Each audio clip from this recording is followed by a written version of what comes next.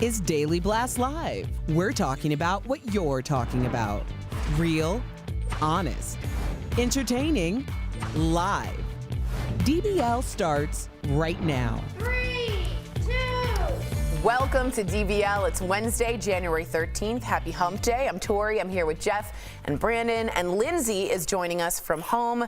Well, guys, it's a historic day as the president is set to be impeached for the second time in just 13 months. Now, the House began debate this morning, accusing the president of incitement of insurrection. A growing number of Republicans, though, are on board this time around, although many are saying it's unlikely that the Senate will vote to convict. So the question is, does this impeachment process feel different than the last time? Lindsay, I'm going to start with you on this, and also I just want to phrase this with the understanding Mitch McConnell, the Senate Majority Leader, came out last night in favor of saying that the president did have impeachable offenses. That can turn a lot of establishment senators who are Republican to his side, which I thought was a big leak that he allowed the New York Times to hear from last night. What do you think about all this? Yeah, I was blown away actually to find that out, that Mitch McConnell said that reportedly. But I don't think that this feels different intentionally, because we have a law and order president who allowed complete chaos and death to happen at the Capitol and is being accused of inciting it. You know, that's not law and order. That doesn't align with the Republican Party values at all. We have somebody that actually stood by passively and didn't call the National Guard and allow this to happen. You know, I think that we have to look at this and understand that this is a breaking point for somebody like Mitch McConnell. Yeah. This is a breaking point for most of America. And so I know that something that we always talk about is that even people that may have voted for Trump a second time don't want to align themselves with exactly what happened last Wednesday, because for obvious reasons. I mean, people were killed.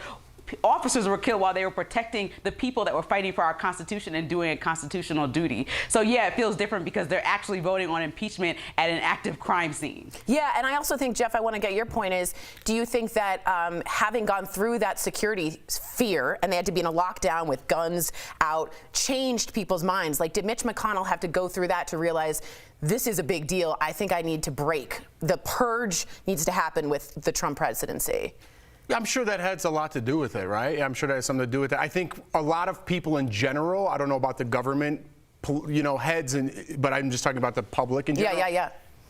They don't want to just deface the statue in this case. They want to knock it over, right? And that's what I think the impeachment process is. We have 6 days left till we transfer presidents, but I think they want to see the process of that statue falling for their own peace of mind. And you know, I'm for it. Go for it. You know, if that's what our country needs to heal, we should do that. And I do think that we should look into a little bit more, other than just the president, of why there wasn't security there. I think one person doesn't make that call. I think it's a pecking order. 100%. We want I think an independent investigation into what was infiltrated, who planned what. Apparently, allegedly, there were maps handed out. I mean, the Capitol is a confusing place, and they knew where they were going immediately. How do you feel about this, Brandon? Well, you know, I felt the same way we felt the last time about the impeachment, because he can be impeached in the House again, but we still need senators. So there's a lot of Republican senators to cross that line. And Tori, there's a lot of misinformation going out on social media right now when it comes to that. I'm asking you, can you clear that up for that? What needs to happen for him to be impeached in the Senate? So that's a great point. So impeachment, just so you guys know, just means the House has voted. It then goes to the Senate, and if we have a conviction, which has never happened, he gets kicked out of office with a 2/3 vote. So that means we need 17 senators that are Republican to cross over and vote for Trump to be kicked out of the office. Now, a lot of people have been writing me and saying, does that mean now he isn't allowed to run again? They then need to take a second vote. That's a majority-only vote, 51 votes, to say your sentence is you can't run again. So that's a second vote, just so you guys know. And I want to get to some comments. I'm trying to get to some comments that we have here. But while you're waiting and while you're looking, I'll pose the question again. Now that some of those Republican congressmen and women had to be sheltered in place like that, and they see a lot of people have come out and said that they feared for their lives. Do you think that that's that fear for that 17 to cross those party lines? I think it was a trigger. Yeah, so? to me it crossed the line. I think so. But you guys are writing in. Keith says, just like the people that's losing their jobs for being on site, Trump should lose his job as well. Only fair. These people were doing what they were told or encouraged to do. Jane said, no, he's not responsible for the actions of the people that did this. Diane says, get him out before he creates more carnage. And Mark says, still trying to find the video where President Trump actually said to go break into the Capitol and vandalize. It's a lot of where you draw the line on inciting or yelling fire in an open theater. Real quick, I want to show you guys this. We just got video in. This is the Capitol now, and this is the National Guard that's been called in for the inauguration, January 20th. They're sleeping on the grounds, and when the representatives had to come in, they had to walk over these guys. They ordered 10,000 troops to be there. This is a new fence being put up. That's, I believe, that's on the National Mall. That's never happened before. January 20th is a day that I'm not trying to incite anything. I want us just to all be very careful. I'm concerned, and I'd be remiss if I didn't say that. I think it's something we all have to be on guard about. I really do. Well, we all know this pandemic has been so difficult on frontline workers. Well, it's also been really hard on the people covering it. Seeing the grief firsthand, case in point, this emotional reaction from a CNN correspondent, Sarah Sneidner. She had it on live TV. Let's take a look. You know, this is the 10th hospital that I have been. I'm sorry. This is the 10th. I apologize. I'm going to try to get through this. This is the 10th hospital that I have been in. And to see the way that these families have to live after this and the heartache that goes so far and so wide.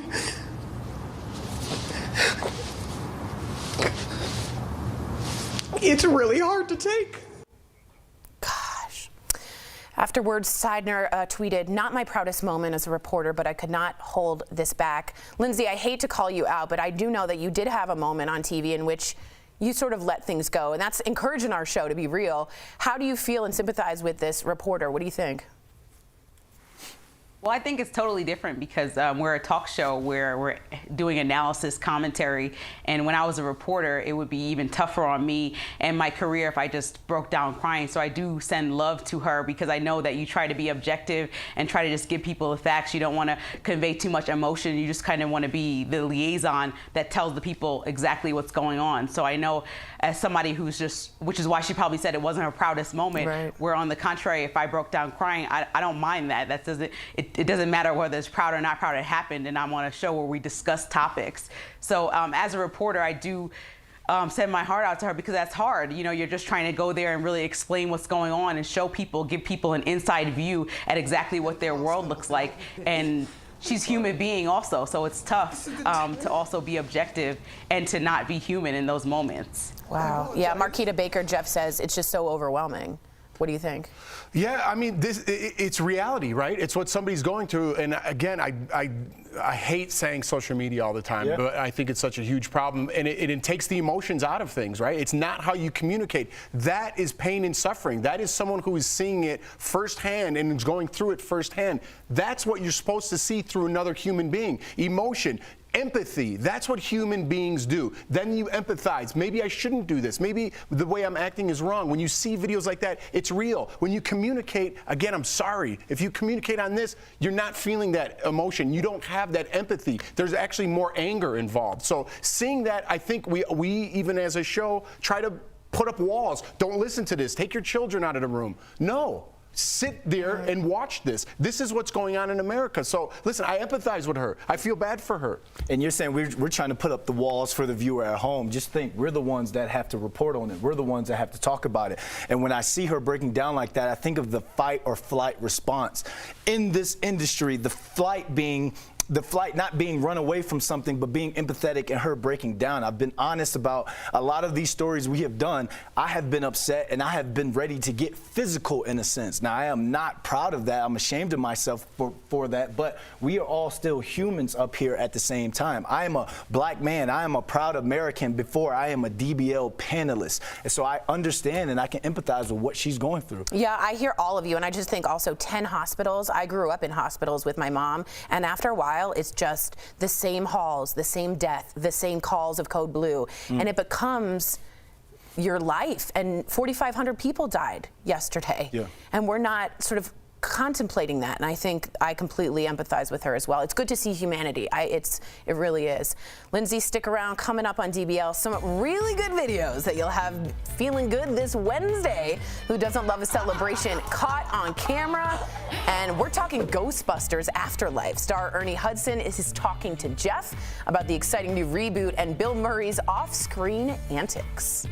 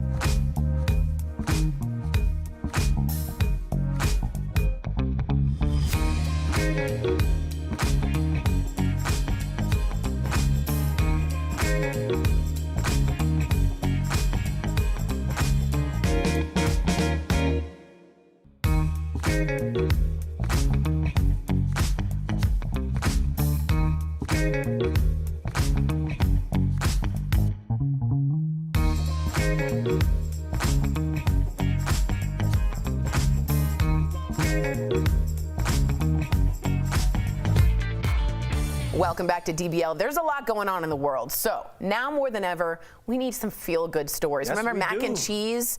We need some mac and cheese stories. We've got a couple of viral videos that promise to make you smile. So up first, check out this great news one teen got about his application to one Duke University. Status update? Status update. Oh, it said Vulcan Frank, and I was like, oh.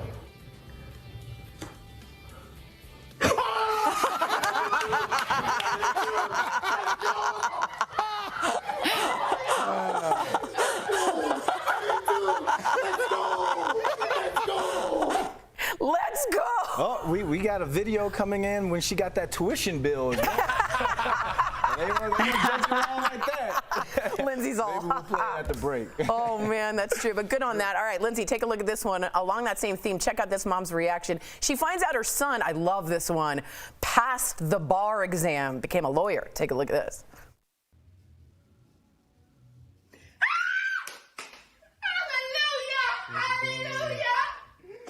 Hallelujah! Father God, in the name of Jesus. Thank you, Lord. Bless your mighty name. Oh, Lindsay, what do you think?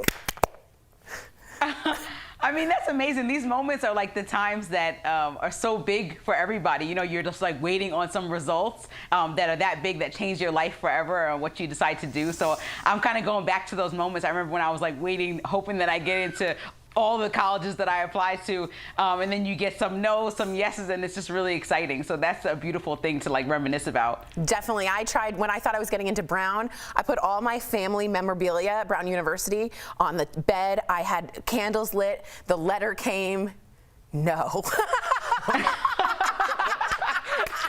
Don't worry about it, Tori. Don't worry. It happens to all of us. It was so sad. Did you get into every college? No. Do you well, some people only apply to like 2 or 3 that are like they know they're going to get in. I definitely didn't like candles. Let's just put it that way. put it But that way. I kind of like that a lot of my life wasn't on tape, you know? Like, Yeah. you know when I scored that touchdown? Yeah, I just ran in there, right, if you see the video. But now, I jumped over 6 guys, and I can pushed one make out, it up. and I was wearing a helmet with horns, not just a regular helmet, and I jumped in. It was great. So I could go back and tell those fish stories a little bit. When it's on tape, you're like, that's it? And there's always those videos you think of like me of they get it and they don't get in and they're like, oh, we've got video. Oh. I wish we had that. Yeah, well, you know what? It taught me a good lesson. I didn't get in. I went to University of Michigan. I had a terrible time, and I learned to be independent and proud of myself and get into some therapy. Taught you how to save some candles. That's exactly right. Coming up on DBL, major nostalgia when Jeff chats with Ernie Hudson from Ghostbusters. He's telling us all about the upcoming reboot that mixes the old with the new, proton packs and all.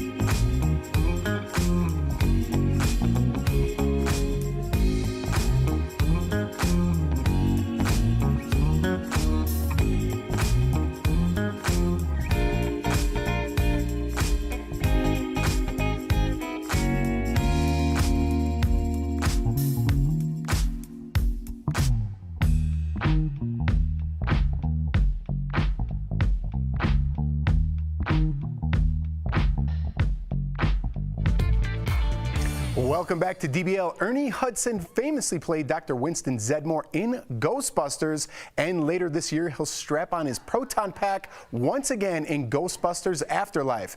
I caught up with Ernie. He's a great guy in today's Chatting with the Stars. Ernie Hudson, Happy New Year and welcome to DBL. Now let's get right into this. First of all, Ernie, you look fantastic. We're going to get there later. But Ghostbusters Afterlife is set to release in 2021. It has a gunner seat? And includes original cast members Bill Murray, Dan Aykroyd, and Sigourney Weaver. So where does this film fit in the whole Ghostbusters universe, Ernie? Okay, well, you know, the wonderful thing about this new movie is it is a continuation of years later, here we are. So it's still in the original two movies universe. Whoa, killer replica. A replica of what? A ghost trap? I love it. Now, Ernie, some actors star in a movie and the character ends there. But your character, Dr. Winston Zeddemore, has stuck with you for 36 years now. What has it been like to be a character for that long and look exactly the same? Well, you know, I'll take your word on the looking exactly the same. When I went up to shoot the new movie, I saw Bill Murray and Dan Aykroyd in their jumpsuits and Sigourney Weaver and Annie Potts and met the new cast. I realized just how impactful this movie has been on my life and my career. And it was actually very emotional. Did you ever think Ghostbusters would be what it is today? I knew the movie would be a hit, but normally a movie does well in the box office and then it disappears after a few months and then you go on to the next thing. But after this lasted 5, 10, 15, 20, 25, 30 years, that was a real surprise. What can you tell us, Ernie, about some of the behind-the-scenes antics of your Ghostbuster co-stars? I'm reading something here in the prompter. Is this right? There was some kind of late-night massages going on, Ernie? Yeah, you know, Bill Murray, he's such a wonderful friend. I love him so much. And he, as a gift to the cast, he gave us a Thai massage. He arranged it. So I should have been aware when everybody else said no, thank you. But when I got to the hotel, there's a masseuse there with her table. And she comes in the room and she digs so deep into my body. It's just so painful. And I was too embarrassed to yell out. And when we finished up and went in the hallway, Bill Murray's out there. He says, "Wasn't it great, Ernie?" And so he asked, "Can you come back tomorrow morning at 8? Well, it's already 3 o'clock in the morning. And she comes back the next day and she keeps digging. And when she leaves, my wife says, "Oh my God, you're bleeding." She had ripped the skin off my back. And now I have scars on both of my shoulders from this massage that Bill Murray arranged for me. But you live and learn. When you want mercy, yell for mercy. Say stop. Yeah, definitely. Or when Bill Murray offers it, just answer some questions before you do it. I love it. All right, Ernie, your newest film is called Redemption Day. Now, after the year that we had in 2020 with the virus, the social upheaval, and political differences, what does redemption mean to you, Ernie? And so in the movie, it's really about a soldier who's fought in the military, the Marines, suffering from PTSD, trying to hold his life together and not unravel. And then his wife is kidnapped and he has to go into this rescue mission. And I'm his dad and really concerned about my son and not really sure he's going to be able to make it through. Well, redemption for me is, okay, we've been down a certain path and now we have to go through some changes to redeem ourselves and come out into a better place. You let us forget our troubles for a while when we watch you in movies like Redemption Day, which is in theaters now, and Ghostbusters Afterlife later this year. Ernie Hudson, I can't believe I'm talking to you watching Ghostbusters when I was a little kid. Now I'm talking to Ernie. It's been amazing, Ernie, and thank you so much, man. Thank you so much, man. Great talking to you. Stay safe and healthy. I love it. Best of luck to you, Ernie. We'll be right back, everybody. Promotional consideration is brought to you by... Hello.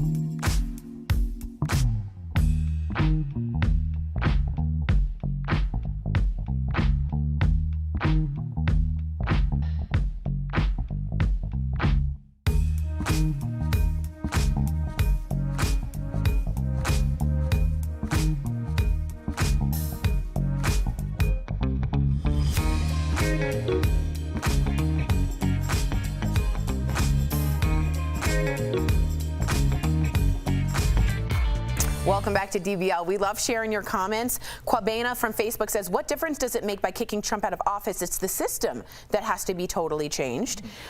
Bill said, I cried like a baby when I got into university, and I never cry. And Patricia says, why don't we see the videos of kids who don't get into their school? Thank you. Right? I want to see the tears. Lindsay, would you like that? Yeah, I mean, no, I wouldn't want to see people who don't get it. I was really sad. I thought it was going to be the end of my life. I wouldn't be able to follow my dreams. You know, nothing was going to work out. Syracuse was a school that turned me down, and then I went to Temple University, but it all worked out. So just like you, Tori, there's a silver lining. No, silver lining, man. You have to show the kids adversity. Look what happened to you two. Yeah. You got rejected. Now you're sitting up here on a panel with me and Jeff Schroeder. It made you work harder. I agree with you. And it made me go to a dark, dark place and learn I can climb out of it. You're absolutely right. Kenneth says, no mac and cheese, please. I want to tell Jeff, I know this is really random, but I was just watching that last interview, and I really thoroughly enjoyed that Ghostbuster interview. Good, so I just wanted to say that. Thank you. I was sitting here drinking my tea like, wow, what a great interview. You know what? I'm glad you said that, because when you see a great interview, it's not me, it's that person. That guy, Ernie, talked to me before and after the interview. There's a lot of stuff cut out. What an amazing person. I love Ernie Hudson. Thanks for saying that. And may I say, great interview, but may I say he has aged quite well. I also said that off the top. Wow. Ernie Hudson, you look exactly the same. You look beautiful. Exactly the same. All right. Well, we want to wish you all the best. It's a crazy day. Stay sane. DBL's new every day. We'll see you same time, same place tomorrow. Bye, guys. Status update? Status update. Oh, it's in Vulcan Frank, and I was like, oh.